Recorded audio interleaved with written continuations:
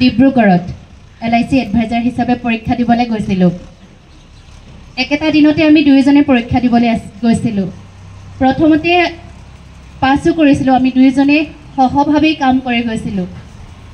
আৰু এই সম্পূৰ্ণ আমাৰ যাত্ৰাটোৰ আছিল আমাৰ গুৰু হিচাপে ক'ব লাগিব আমাৰ দেৱন সোণোৱাল ককাইদেউ আমাক আগুৱাই লৈ গৈছিল। যেনেধৰণে আগুৱাই লৈ গৈছিল আমি প্ৰথমৰ পৰাই খুব সুন্দৰভাৱে কাম কৰিবলৈ আমি সক্ষম হৈছিলোঁ। আমি প্ৰথমতে মই LICৰ অফিচতেই কাম কৰিছিলোঁ, দেৱান সোণোৱাল ককাইদেউৰ অফিচত কাম কৰিছিলোঁ। ঠিক 3টামান বৰ্ষ কাম কৰিলোঁ। এতিয়া বাৰু মোৰ সম্পূৰ্ণ যাত্ৰা বেলেগ। মই বৰ্তমান বেলেগ এটা কৰ্মৰ লগত জড়িত হৈ আছোঁ, শিক্ষা বিভাগৰ লগত জড়িত হৈ আছোঁ আৰু লগতে এংকৰিঙৰ কামতো জড়িত হৈ আছোঁ। সেয়েহে মোৰ সেই যি যাত্ৰা, সেই যাত্ৰাৰ পৰা ফালৰি কাটিব লগা হ'ল, কাৰণ মোৰ ভাল লগাখিনিৰ কাৰণে।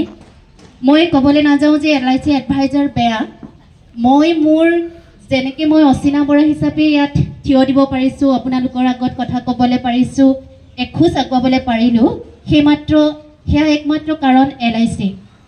কাৰণ মই LIC এডভাইজাৰ হৈ এখন স্কুটি লৈছিলোঁ, যাৰ কাৰণে এতিয়াও মই চলাচল কৰি মোৰ বিভিন্ন কাম কৰি থাকিব পাৰোঁ। মোৰ লগত কেইবাজনো মানুহকে তেনেধৰণে এই ব্যৱসায়ৰ লগত জড়িত কৰাইছিলোঁ আৰু এনেধৰণে আগুৱাই লৈ গৈছিলোঁ। মই কেতিয়াও ক'বলৈ নাযাওঁ যে LIC বেয়া বুলি। আৰু খুব এটা নিৰাপত্তা থকা এটা অনুষ্ঠান। জীৱনৰ নিৰাপত্তা সকলোকে লাগে, প্ৰতিটো বিষয়তে লাগে। আমাৰ চাকৰিয়ে হওক বা যিকোনো কামেই নহওক, আমাৰ পোনপ্ৰথমে আমাৰ নিজৰ জীৱনটোৰ নিৰাপত্তা লাগে। আৰু জীৱনটোৰ নিৰাপত্তা একমাত্ৰ এনেধৰণৰ LIC এনেধৰণৰ অনুষ্ঠানবিলাকেহে দিয়ে। সেয়েহে মই ভাবোঁ প্ৰত্যেকে এই এনেকুৱা ধৰণৰ অনুষ্ঠানবিলাকৰ লগত বা এই LICৰ লগত জড়িত হ'ব লাগে ভাবোঁ। আৰু বহুত বেছি দীঘলীয়াকৈ একো নকওঁ। কবিতা ঠিক মোৰ মনত নাই, এটা কবিতা মনত আছিলে, কিন্তু এই পৰিৱেশটোৰ লগত খুব খাপ নাখাব, সেইকাৰণে মই আবৃত্তি কৰিবলৈ বিচৰা নাই। আৰু মোৰ খুব খৰধৰকৈ আহিব লগা হ'ল, কাৰণ কল্পনাই বহুত দিনৰ আগৰ পৰা ফোন কৰি আছিলে যে আচিনা আহিবই লাগিব। যিহেতু মই কৈছোঁৱে যে মই বেলেগ এটা কৰ্মৰ লগত জড়িত। আজিকালি ফটো নেদেখুৱালে, অনলাইন এটেণ্ডেঞ্চ নেদেখুৱালে আমি সেই কামটোলৈ যাবও নোৱাৰোঁ আৰু আহিবও নোৱাৰোঁ আৰু লগালগ কথা দিবও নোৱাৰোঁ। তাতে নিজৰ চেহেৰাটো দেখালোঁ আৰু আহি গ'লোঁ, কাৰণ ককাইদেউৰ প্ৰতি আন্তৰিকতা আছে, এই অনুষ্ঠানটোৰ প্ৰতি আন্তৰিকতা আছে।